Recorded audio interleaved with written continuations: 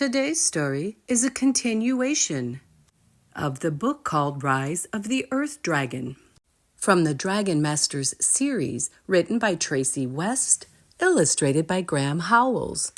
There are 6 books in this series. I'm reading from book number 1.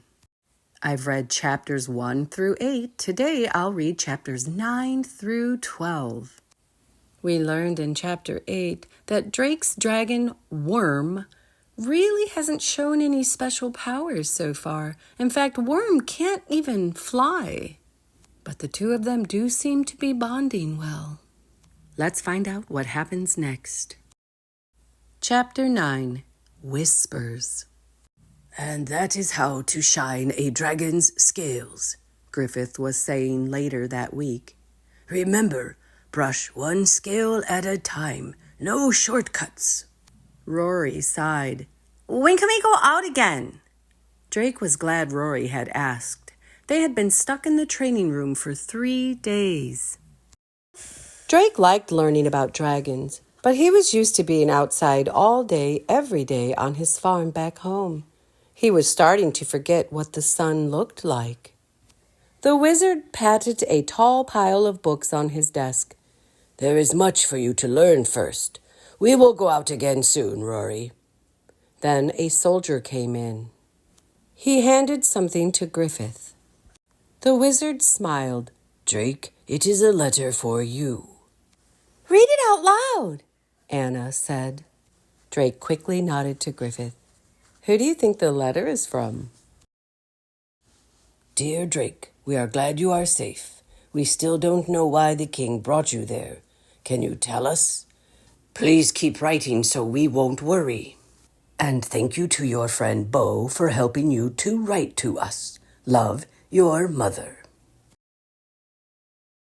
"Your mother sounds nice," Bo said. Drake's eyes started to burn. He held back his tears. "Thanks," he said. "May I send another letter to her about the dragons?" "You must not say anything about the dragons," Griffith said. "The king's secret must be kept." The wizard stood up. "Now it is time to shine your dragons. Let us go." As they were leaving the training room, Rory ran over to Anna. She started whispering to her. Drake kept an eye on Rory as they walked toward the dragon caves. "She has a sneaky look on her face," he thought. "What are she and Anna up to?" What do you think they're up to? Chapter 10, Worm's Story. Drake stepped inside Worm's dark cave.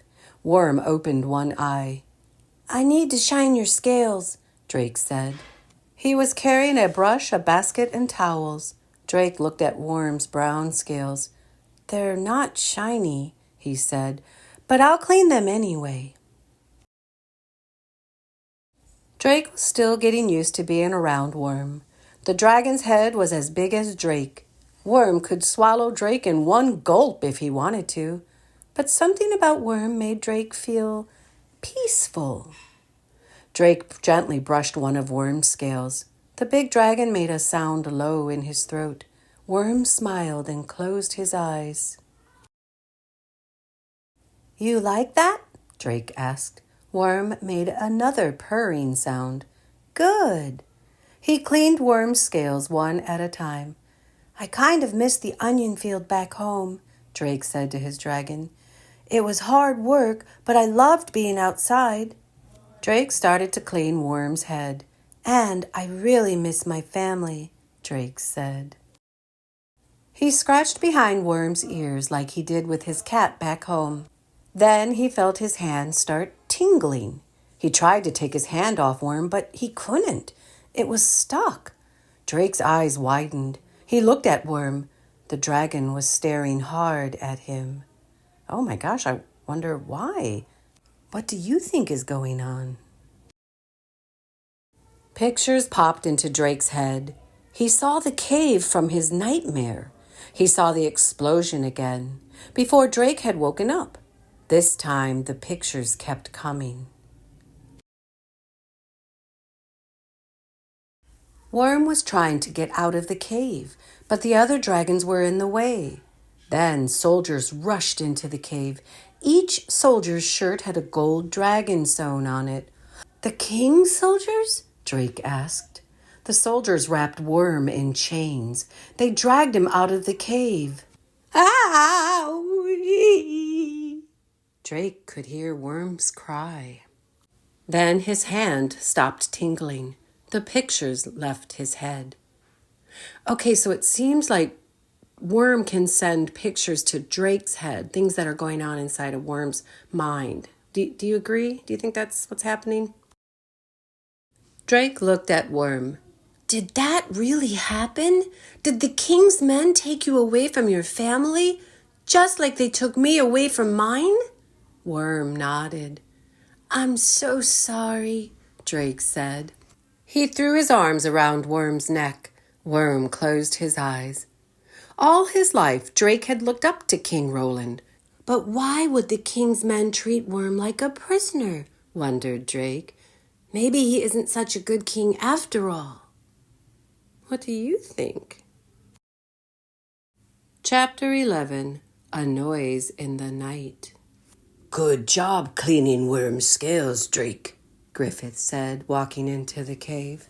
Drake wasn't going to say anything about what Worm had shown him, not yet, but he did have a question for Griffith.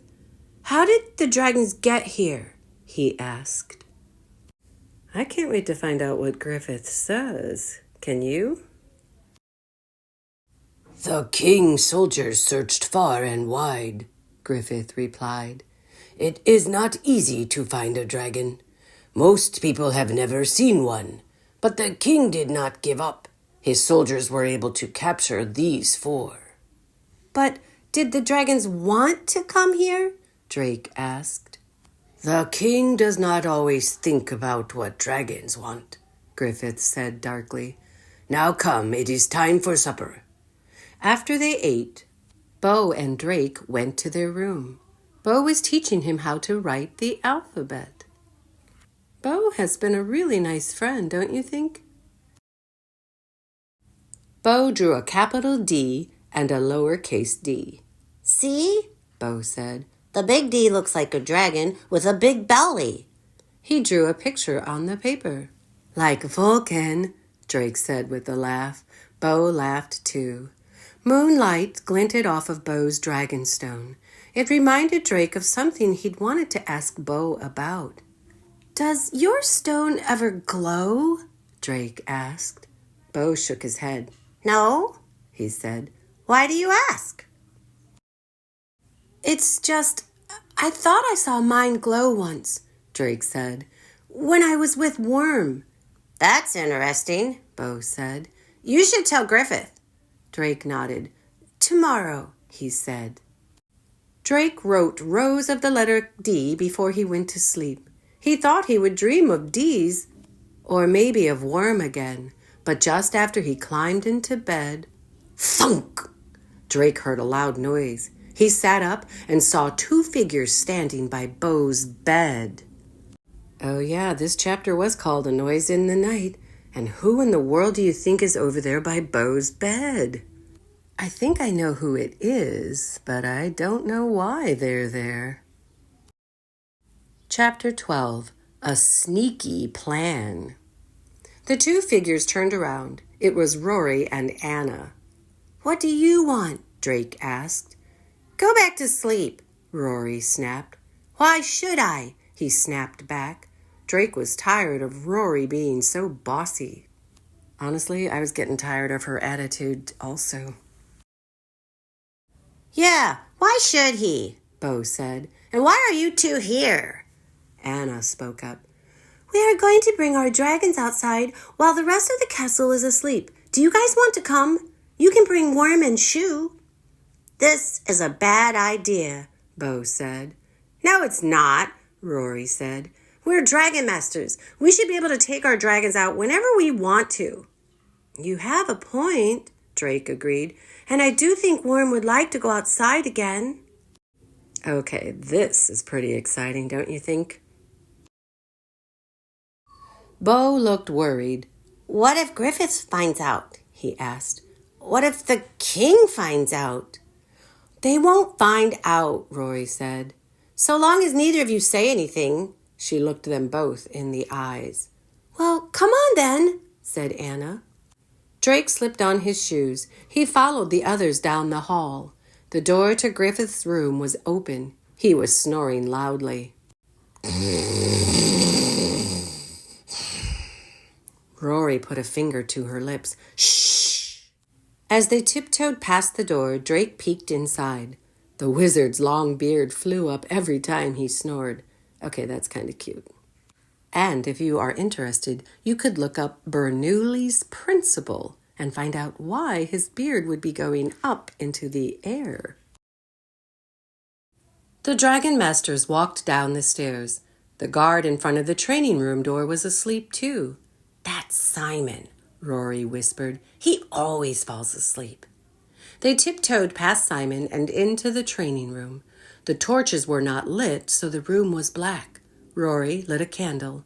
Then she passed candles to each of them. Now let's get the dragons, she said, still whispering. They reached Vulcan's cave first. Rory opened the gate. Wake up, Vulcan, she said. We're going outside. Grumbling, Vulcan got to his feet. Anna and Bo woke up their dragons. Drake went into Worm's cave. Worm, do you want to go outside? Drake asked. What a difference between Rory, who just demands and kind of yells at Vulcan, and Drake, who politely asks Worm how he's feeling. Worm lifted his head. His eyes shot wide open. They stared right at Drake. Drake got a strange feeling. Come on, Worm, Drake said. But Worm didn't move. He just stared at Drake. Is he trying to tell me something? Drake wondered. Rory, Anna, and Bo walked up to Worm's cave with their dragons. Is Worm coming? Rory asked. Suddenly Drake froze. He heard words inside his head. Do not go into the tunnel. Who do you suppose said that? And will they go into the tunnel anyway? Find out when I put up the next chapters, the final chapters of this story.